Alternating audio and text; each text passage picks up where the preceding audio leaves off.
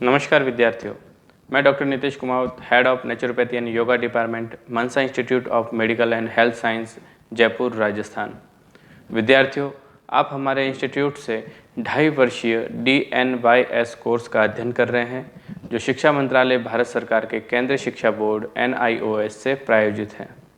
यह कोर्स राष्ट्रीय और अंतर्राष्ट्रीय स्तर पर मान्यता प्राप्त है। विद्यार्थियों, प्रथम वर्ष DNYS कोर्स के अंदर आपके 6 पेपर हैं, जिसमें से 3 प्रैक्टिकल है और 3 थियोरेटिकल पेपर हैं।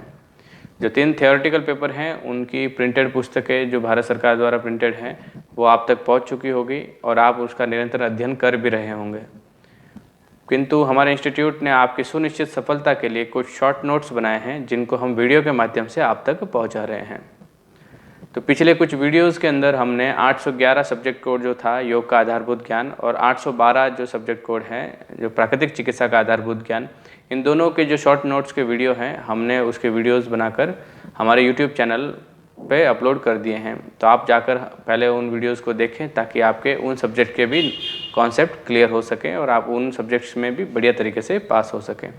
अभी जो हम अध्ययन कर रहे हैं 813 सब्जेक्ट कोड जो है वो शरीर क्रिया, शरीर रचना एवं योग के महत्व के बारे में है। तो उसका पहला जो चैप्टर था वो हमने पिछले वीडियोस के अंदर पढ़ा दिया था, तो वो भी यूट्यूब चैनल पे हमारे अवेलेबल है, वहाँ जाकर आप देख सकते हैं। आज जो हम पढ़ेंगे वो चैप्टर नंबर 2 है। चैप्टर नंबर 2 में जो है पिछले चैप्टर में हमने पढ़े थे कि बहुत सारे संस्थान हमारे शरीर के अंदर काम करते हैं हमारे शरीर की क्रियाकलाप को अंजाम देने के लिए। तो उसमें से बहुत सारे तंत्र जो है, उसमें से जो पहला तंत्र है स्केलेटल सिस्टम कहते हैं, अस्थि तंत्र। तो अस्थि तंत्र के बारे में आज पढ़ेंगे कि अस्थि तंत्र की संरचना कैसी है, क्रियाविधि क्या है और उसके योग के प्रभाव उस पर क्या क्या है। तो मानव अस्थि की संरचना जो है वो 2 तत्वों से मिलकर बनी होती है, कार्बनिक तत्व और अकार्बनिक तत्व। तो कार्बनिक तत्व जो होते हैं ओसिन प्रोटीन के भाग होते हैं, जो हमारे हड्डी का 40 से 45% भाग बनाते हैं। ये भाग जो होता है हमारे हड्डी को एक लचीलापन प्रदान करता है। ठीक उसी प्रकार अकार्बनिक तत्व भी हमारे हड्डी के अंदर होते हैं, हमारे अस्थि के अंदर होते हैं, जो अस्थि का 60 से 65% भाग बनाते हैं और यह अस्थि को कठोरता और उद्यमता देने का कार्य करते हैं। अस्थि की संरचना में 25% जलीय भाग होता है और बाकी का 75% जो होता है वो कार्बनिक और अकार्बनिक तत्व मिलकर बनाते हैं। तो हर अस्थि के अलग अलग रूप हैं, अलग अलग शेप हैं, अलग अलग कार्य होते हैं, पर इनमें से कुछ अस्थियों के बीच में कुछ एक खाली सा स्पेस रहता है। उस स्पेस के अंदर एक विशेष द्रव्य रहता है जिसे अस्थि मज्जा कहा जाता है। ये अस्थि मज्जा क्या है, 2 प्रकार का पाया जाता है। एक तो लाल अस्थि मज्जा, रेड बोन मैरो बोलते हैं इसे। ये रेड बोन मैरो जो होता है वो लाल रक्त कणिकाएँ, हमारे ब्लड की जो लाल रक्त कणिकाएँ हैं RBC, उनके निर्माण में सहयोग करता है। और ठीक इसी प्रकार से जो दूसरा 2 प्रकार का जो बोन मैरो है उसको पीले प्रकार का जो येलो बोन मैरो है, वो येलो बोन मैरो जो है वो हमारे WBC का निर्माण करता है, जो हमारे रोग प्रतिरोधक क्षमता का एक भाग है। इसके अतिरिक्त भी अस्थि के जो बोन मैरो के बहुत सारे कार्य हैं, जैसे प्लेटलेट्स बनाना है, प्लाज्मा प्रोटीन बनाना है, इनका काम भी अस्थि मज्जा से संभव हो पाता है। तो मानव शरीर की संरचना के आधार पर अस्थियों को 5 प्रकार मतलब 5 भागों में बांटा गया है। ये 5 प्रकार की अस्थियाँ हमारे शरीर में मुख्यतः पाई जाती हैं। तो सबसे पहले जो है वो लॉन्ग बोन्स है, मतलब लंबी अस्थियाँ। दूसरी जो है वो शॉर्ट बोन्स, जो छोटी अस्थियाँ। तीसरी है फ्लैट बोन्स, जिन्हें चपटी अस्थियाँ भी कहते हैं। चौथी है इर्रेगुलर बोन्स, जो एक शेप में, प्रॉपर शेप में नहीं रहती। और लास्ट वाले जो है वो 5वें प्रकार की सिस्मॉइड बोन्स बोलते हैं। तो ये कहाँ पे पाई जाती हैं? लॉन्ग बोन्स जो है हमारे शरीर की सभी लंबी अस्थियाँ, जैसे हाथ और पैरों की अस्थियाँ जो हैं वो लॉन्ग बोन्स के अंदर आती हैं। शॉर्ट अस्थियों के अंदर जो हमारी कलाई और टखने जो है उसके अंदर बहुत सारी छोटी छोटी अस्थियाँ मिलकर एक शेप देती हैं उस अंग को। तीसरी जो है फ्लैट बोन्स, जो स्कैपुला, क्रेनियम, जो हमारी जो अपने खोपड़ी जो है, हमारा जो क्रेनियम है, उसकी अस्थियाँ बनाने का काम करती है। और शायद पीछे की तरफ जो हमारा एक विशेष प्रकार का त्रिकोणाकार की जो अस्थियाँ है जिसे स्कैपुला कहा जाता है, उसको भी बनाने का जो शेप है वो फ्लैट बोन्स में आता है। अगला जो है इर्रेगुलर बोन्स है, जो मेरुदंड की अस्थियाँ है, हमारे रीढ़ की हड्डी की जितने भी मणके हैं वो सब इर्रेगुलर अस्थियों के अंदर आते हैं। उनके सभी के शेप अलग अलग हैं, तो वो इरेगुलर बोन्स के अंदर आता है। इसी प्रकार सिस्मॉइड बोन जो है पैरों के घुटने की जो अस्थि है, जिसे पटेला कहते हैं, आपके घुटने के ऊपर एक ढक्कन नुमा एक संरचना होती है त्रिकोणाकार, उसे जो कैटेगरी दी गई है वो सिस्मॉइड बोन्स के अंदर दी गई हैं। तो मानव संख्या शरीर के अंदर जो अस्थियों की जो संख्या है वो वैसे तो बचपन में बहुत होती है, पर एक परिपक्व अवस्था के अंदर वो जो अस्थियाँ होती है कुल मिलाकर 206 मानी गई है। जो 206 जो हड्डियाँ हैं उनके नाम और उनके स्थान अब देखेंगे। सबसे पहले अपर एक्सट्रीमिटीज़ जो होती हैं, जो ऊपरी जो भाग होता है उसमें जो अस्थियाँ पाई जाती हैं वो लगभग 60 है। फिर लोअर एक्सट्रीमिटी निचले भाग में 60 अस्थियाँ पाई जाती हैं। फिर स्कल हमारा जो खोपड़ी है उसके अंदर 8 हड्डियाँ प्लस चेहरे की जो 14 हड्डियाँ हैं वो होती हैं। फिर उसके बाद में जो बीच का जो धड़ वाला भाग है, ट्रंक बोलते हैं उसे, उसके अंदर लगभग 64 हड्डियाँ का समावेश होता है। तो इस प्रकार से ये 206 हड्डियाँ टोटल होती हैं। तो सबसे पहले हम जानेंगे कि अपर एक्सट्रीमिटीज़ में कौन कौन सी हड्डियाँ होती हैं जो 60 काउंट होती है। तो सबसे पहले जो है हाथ की हड्डी देखेंगे, ह्यूमरस होती है। ह्यूमरस जो होती है वो बड़ी हड्डी होती है जो दोनों हाथों में एक एक होती है। फिर आती है रेडियस। रेडियस जो है अंगूठे की तरफ वाली जो बीच में जो हड्डी है, ये कलाई और उसके दोनों के बीच में जो हड्डी है उसको ह्यूमरस कहा जाता है। ये भी 2 होती हैं, एक इस हाथ में एक दूसरे हाथ में। फिर आलना होती हैं, एक पीछे की तरफ एक और हड्डी होती है, इसी से दोनों आपस में संयोग बना करके एक हड्डी और नीचे की तरफ होती है, उसे अल्ना कहते हैं। अल्ना है वो भी 2 होती हैं शरीर के अंदर, एक इस हाथ में एक दूसरे हाथ में। फिर आते हैं कार्पल्स। कार्पल्स जो होते हैं हमारी हथेली और हमारी कलाई, जो हमारी रेडियस और अल्ना है, इन दोनों के बीच में जो कुछ हड्डियाँ होती हैं जो हमारी कलाई का निर्माण करती हैं, जो हमारे रिस्ट का निर्माण करती हैं, ये 8 हड्डियों से मिलकर बना होता है। 8 अलग अलग प्रकार की हड्डियाँ हैं जिनके अपने भी नाम हैं। तो उन 8 हड्डियों के जो संयुक्त रूप से जो इनको बोला जाता है उन्हें कार्पल कहा जाता है। तो इनको कार्पल होते हैं 8 एक हाथ में और दूसरे हाथ में 8, तो टोटल 16 हड्डियाँ ये मानी गई हैं जो शॉर्ट बोन्स का एक प्रारूप है। अगला जो है मेटाकार्पल्स। जो कार्पल्स जो थे जो 8 हड्डियों से मिलकर बने थे, जो छोटी छोटी हड्डियों से मिलकर, फिर उसके आगे जो लंबी लंबी छोटी छोटी हड्डियाँ हैं ये जो हमारी हथेली का निर्माण करती हैं, इन्हें मेटाकार्पल्स कहा जाता है। तो मेटाकार्पल्स जो होते हैं इनकी संख्या जो होती है प्रत्येक हाथ के अंदर, मेटाकार्पल्स भी ये होते हैं 5-5। ठीक, तो 5-5 हड्डियों का, ये इस हाथ में 5 है, इस हाथ में भी 5 हैं। फिर उसके आगे आती है वो आती है फेलेंजेस, जो हमारे उंगलियों की छोटी छोटी हड्डियाँ आपस में मिलकर एक उंगली का निर्माण करती है। इसी प्रकार से पूरे हाथ की हथेलियों के जो उंगली और अंगूठे का निर्माण करती हैं, ये लगभग 14 होती हैं, और 14 दोनों मिलाकर 18 पूरी होती है। तो ये जो कंडीशन थी, इसको टोटल करा जाए तो सारी 60 हड्डियों का एक ग्रुप माना जाता है। टोटल 60 हड्डियाँ, एक हाथ में 30 और दूसरे हाथ में भी 30, तो इस प्रकार से हो गई 60। इसी प्रकार से लोअर एक्सट्रीमिटीज़ में आते हैं। लोअर एक्सट्रीमिटी मतलब हमारे पैरों के बारे में बताया जाता है। तो पैरों की जो हमारे कमर से जुड़ी हुई सबसे पहले जो हड्डी है जो घुटने तक जाती है उसे फीमर कहा जाता है। वो भी उसकी संख्या जो 2 होती हैं, और हमारे शरीर की सबसे मजबूत हड्डी भी कहा जाती है उसे। तो दोनों हड्डियाँ जो एक एक दोनों पैरों के अंदर होती हैं। फिर उसके बाद में नीचे जो है वो टिबिया और फिबुला। टिबिया जो आगे की तरफ जो एकदम तीखा वाला भाग है, मजबूत वाला भाग, टिबिया कहलाता है। पीछे का जो कर्व बनाता है, हमारी जो पिंडलियों का जो कर्व बनाता है उसे फिबुला कहते हैं।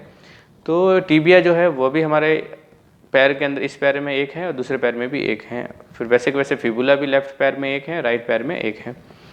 आगे जो आता है, जिस प्रकार से हाथों की हथेलियों के मणके आपस में मिलकर कार्पल बनाते हैं, उसी प्रकार से पैरों के एड़ियों के अंदर भी बहुत सारी हड्डियाँ जो होती है, वो 7 हड्डियाँ जो होती है वो मिलकर टार्सल बोलते हैं उसे, उस ग्रुप को, जो 7 हड्डियों से मिलकर जो हमारे एड़ी वाला हिस्सा बनाते हैं। तो उन टार्सल जो होती है वो दोनों पैरों के अंदर 7-7 की संख्या में होती हैं। उसके बाद में जो मेटाटार्सल है, मतलब टार्सल से आगे जो लंबी लंबी हड्डियाँ हैं जो हमारे उंगलियों से जुड़ती हैं, वो 5-5 होती है दोनों पैरों के अंदर। फिर फेलेंजेस जो है वो वापस से वही बात, 14 इस उंगलियों के पैर में और 14 उस उंगलियों के पैर में। इसके अलावा एक हड्डी जो पैरों के अंदर एक्स्ट्रा होती हैं उसे पटेला कहा जाता है। पटेला जो होता है हमारे घुटने के ऊपर जो एक ढक्कननुमा जो संरचना है त्रिकोणाकार, उसे पटेला कहा जाता है। तो एक पैर में एक होती है तो दूसरे पैर में भी एक होती है, तो कुल मिलाकर 2 होती हैं। तो इस प्रकार पैरों के अंदर भी 60 हड्डियों का एक प्रारूप तैयार होता है, दोनों पैरों के अंदर 30-30। फिर इसके बाद में हम देखेंगे कि कपाल की अस्थियाँ जो होती हैं, हमारी जो क्रेनियम जो पार्ट है, जो क्रेनियम पार्ट जो है उसके अंदर 8 हड्डियाँ होती हैं, जिसमें फ्रंटल है एक, फिर पैराइटल होता है, फिर ऑक्सीपिटल होता है, फिर स्पेनॉइड होता है और टेम्पोरल होता है। तो इसमें जो संख्या दी गई है, फ्रंटल जो है 1 है, पैराइटल जो है 2, फिर स्पिनॉइड जो है वो 2 संख्या में है, टेम्पोरल 2 है और ऑक्सीपिटल 1 की मात्रा में है। तो इस प्रकार से 8 हड्डियों को मिलकर हमारा क्रेनियम वाला जो पार्ट है, जो हमारा सिर का ऊपरी हिस्सा है, वो बनता है, जिसके अंदर दिमाग सुरक्षित रहता है। अगला जो है वो चेहरे की जो हड्डियाँ हैं वो 14 प्रकार की हड्डियाँ होती है टोटल। तो उसके जो 14 प्रकार की जो हड्डियाँ हैं, जिसमें सुपीरियर नेजल कॉन्च है, इन्फीरियर नेजल कॉन्च है, वोमर है, लैक्रिमल बोन्स है, जाइगोमेटिक बोन्स है, मैंडिबल है और पैलेंटाइन है। तो ये सब मिलकर जो है हमारे शरीर के अंदर टोटल 14 की संख्या में होती है। तो 14 की संख्या में कैसे होती है, जैसे 2 लैक्रिमल हो गई, फिर नेजल कॉन, वो जो नेजल कॉन्च वाला जो पार्ट है, नेजल बोन का पार्ट है, 2 हड्डियाँ हैं यहाँ पे, एक इधर और एक इधर। फिर उसके बाद में जाइगोमेटिक में आ जाते हैं, एक इधर और एक इधर। फिर उसके बाद में नेजल कॉन्च में आ जाते हैं, फिर मैग्जिला में आ जाते हैं, फिर मैंडिबल में आ जाते हैं। फिर अंदर की तरफ जो होती है पैलेंटाइन और वूमर होती है, जो अपना बेस बनाती हैं हमारे अंदर से। तो इस प्रकार से वो 14 हड्डियाँ होती हैं। फिर उसके बाद में ट्रंक अर्थात धड़ में जो है 64 अस्थियाँ होती हैं हमारे धड़ के अंदर, जो हमारा बीच वाला जो भाग है, जिसमें रिब्स है, वर्टिब्रा है, स्कैपुला है। तो रिब्स जो है हमारी जो पसलियाँ हैं, जो पसलियों की जो मात्रा है वो लगभग 24 है। 12 इस तरफ हड्डियाँ होती हैं और 12 हड्डियाँ इस तरफ होती है। तो ये 24 की मात्रा में हमारी रिब्स होती हैं। उसके बाद में जो होती है वर्टिब्रल, मतलब रीढ़ की हड्डी है। तो रीढ़ की हड्डी के जो टोटल मणके हैं वो लगभग 12 और 26 मणके होते हैं। तो उसमें से जो सर्वाइकल है उसमें 7 हड्डियाँ होती हैं, जो गर्दन वाला हिस्सा बनाती हैं। उसके बाद में हमारा जो पीठ वाला जो हिस्सा है अपना, जो जहाँ तक लंग्स का एरिया कवर करती है, वो जो पीछे की जो रीढ़ की हड्डियाँ हैं उसकी संख्या जो है वो 12 होती है, जिसको थोरेसिक कहते हैं। थोरेसिक 12 हो गई। फिर कमर वाला जो हिस्सा बनाती है वो 5 हड्डियों से मिलकर बनता है, लंबर कहते हैं उनसे, 5 हड्डियों का ग्रुप होता है। फिर उसके बाद में सैक्रम और कॉकिक्स होता है। सैक्रम जो होती है बचपन में बहुत सारी हड्डियों से मिलकर एक हो जाती हैं, तो उसे एक ही माना गया है। तो सैक्रम एक हो गया और कॉकिक्स भी एक हो गया। तो इस प्रकार से ये टोटल जो हड्डियाँ होती हैं हमारे शरीर के अंदर, तो ये जो ट्रंक वाला जो भाग है उसके अंदर लगभग आपकी हड्डियाँ हो गई 64। तो इस प्रकार से अगर इन सबको देखा जाए तो ट्रंक वाले हिस्से में स्कैपुला भी होते हैं, 2 पीछे की तरफ जो तीखे त्रिकोणाकार जो अस्थियाँ हैं, 2 वो हो गए। क्लेविकल हो गई, दोनों कॉलर बोन जो है वो एक होती है दोनों तरफ। ओसिल्स होते हैं। ओसिकल्स जो है हमारे कानों के अंदर जो हड्डी होती है, 3 इस कान में हड्डी होती है और 30 कान हड्डियाँ इसके अंदर होती है, वो अंदर की तरफ होती है। बाहर वाला जो हिस्सा है वो हड्डी से नहीं बनता है। अंदर वाले जो है 3 हड्डियों के ग्रुप होते हैं, 3 एक कान में और 3 दूसरे कान के अंदर। फिर अगला जो है स्टर्नम है, और बीच की जो हड्डी होती है, दोनों रिब्स को जो आपस में जोड़कर बीच का जो आधार देती है उसे स्टर्नम, मिड स्टर्नम कहा जाता है। फिर आती है हायोइड, जो हमारे गले में कंठ के एक स्कल के नीचे की तरफ एक हड्डी होती है, उसे हायोइड बोन कहते हैं। और हिप बोन, जो हमारे कमर का जो हमारा कुल्ला जो है, कुल्ला बनाने का जो भाग जो है वो हिप बोन कहलाता है। हिप बोन जो होता है वो 3 हड्डियों से मिलकर एक हड्डी के रूप में परिवर्तित होता है। तो ये 2 होते हैं। तो इस तरह से हम टोटल काउंट करेंगे तो 64 हड्डियों का एक समावेश होता है। अब ये जो हड्डियाँ होती हैं इनके जोड़ भी होते हैं, एक हड्डी दूसरे को संभाल पाए या एक मांसपेशी दूसरे को संभाल पाए और एक शरीर का निर्माण कर सकें, इसके लिए इनके आपस जोड़ होते हैं। तो ये जोड़ जो होते हैं वो प्रमुख रूप से 3 प्रकार के पाए जाते हैं। जो 3 प्रकार के जो जोड़ हैं, सबसे पहला जो जोड़ है वह है तंतुमय संधि बोलते हैं, फाइब्रस जॉइंट्स बोलते हैं। फाइब्रस जॉइंट्स ऐसे जॉइंट्स होते हैं जो क्या होता है कि इन जिन हड्डियों के बीच में एक दूसरे को लॉक करने के लिए स्पेस नहीं होता है या गुहा नहीं होती है, संधि गुहा बोलते हैं उसको, जॉइंट कैविटी भी कहा जाता है। तो इनको आपस में जोड़े रखने के लिए तंतुओं का काम अपने आप करती है। तो तंतुओं इन संधियों को जोड़े रखती हैं। तो इन तंतुओं को जोड़ने के कारण जो होता है, तो इसमें 2 प्रकार की प्रोसेस पाई जाती है। अगर किसी एक हड्डी को दूसरी हड्डी से जो कोई तंतु जोड़ रहा है तो उसे लिगामेंट कहा जाता है। ये ध्यान रखने वाली बात है कि जो एक हड्डी से दूसरी हड्डी को जोड़ने वाला जो बीच में तंतु है उसे लिगामेंट कहा जाता है। किंतु किसी हड्डी को किसी मांसपेशी से जोड़ा जाता है तो उसे टेंडन कहा जाता है। ये दोनों में फ़र्क है। अस्थि से अस्थि को जोड़ने वाला जो तंतु है वो वो लिगामेंट कहलाता है, और मांसपेशी को अस्थि से जोड़ने वाला जो तंतु है उसे टेंडन कहा जाता है। तो ये ध्यान रखने वाली बात है, एग्जाम में ये चीज़ें कई बार ट्रिकी रूप से पूछी भी जाती हैं।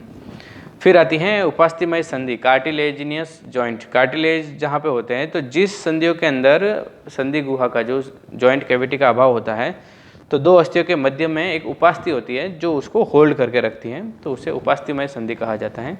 तीसरा जो होता है साइनोवियल जॉइंट्स जो होते हैं, तो ये साइनोवियल जॉइंट्स उन्हीं जॉइंट्स को बोला जाता है जिसके अंदर जॉइंट कैविटी होती है। एक कैविटी होगी, एक खड्डा होगा तो दूसरा बोन उसके अंदर सेटल होता है।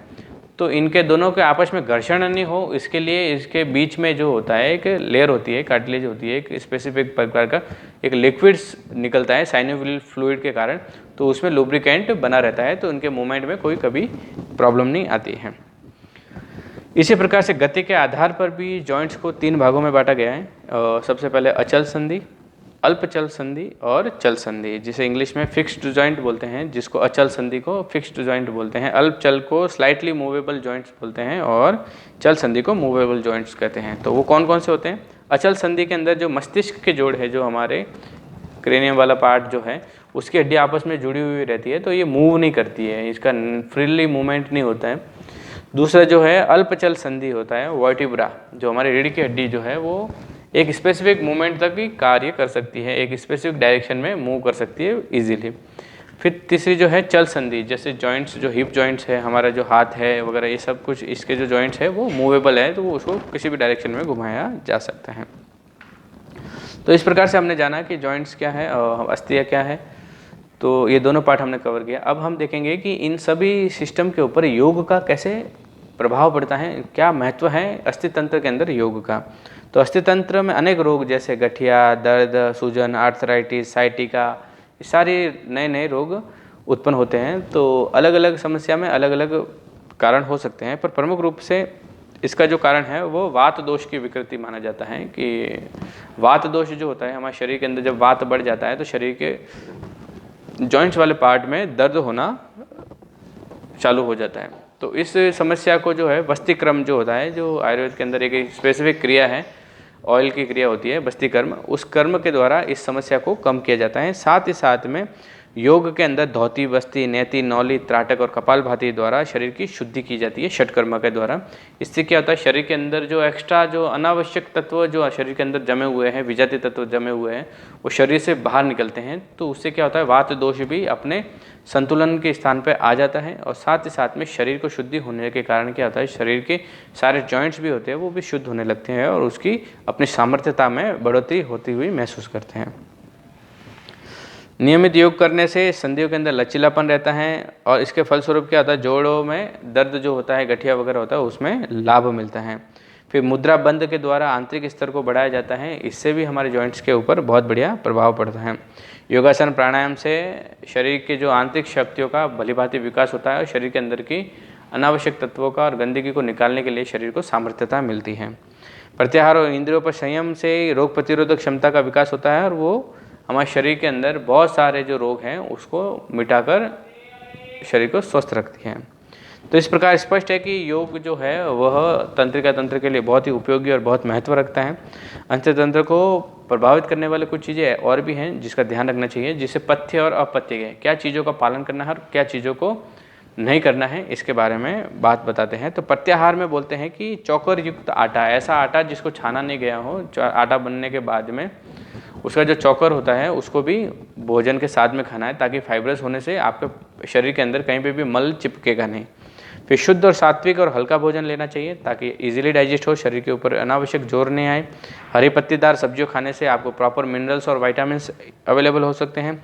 मौसमी फल, दूध व दूध से बने प्रोडक्ट को, अच्छी क्वालिटी के जो चीज़ें हैं उसका सेवन करना ज़रूरी है। साथ में अपत्याहार बोलते हैं ऐसी चीज़ें जिसका सेवन नहीं करना है, इसके बारे में बताते हैं कि समुद्री नमक, जो समुद्र से नमक निकलता है उसका सेवन नहीं करना है। चाय, कॉफ़ी, चीनी, धूम्रपान, मद्यपान, कोल्ड ड्रिंक, जंक फूड और मैदे से बनी हुई जितनी भी वस्तुएं हैं उनके सेवन से बचना चाहिए ताकि आप अपने शरीर को स्वस्थ बना सकें। तो इस प्रकार छात्रों हमने द्वितीय अध्याय खत्म कर लिया है। आशा करता हूँ कि आपको बहुत सारी चीज़ें समझ में आई हो और ये वीडियो को अगर समझ में नहीं आया है तो एक बार और देखें ताकि आपको और कॉन्सेप्ट क्लियर हो सकें। तो अभी अगले जो हमारा जो चैप्टर होगा, जो तीसरा चैप्टर होगा, उसके बारे में हम पेशीय तंत्र, हमारा जो मांसपेशियों का जो सिस्टम है उसके बारे में हम पढ़ेंगे। तब तक के लिए धन्यवाद।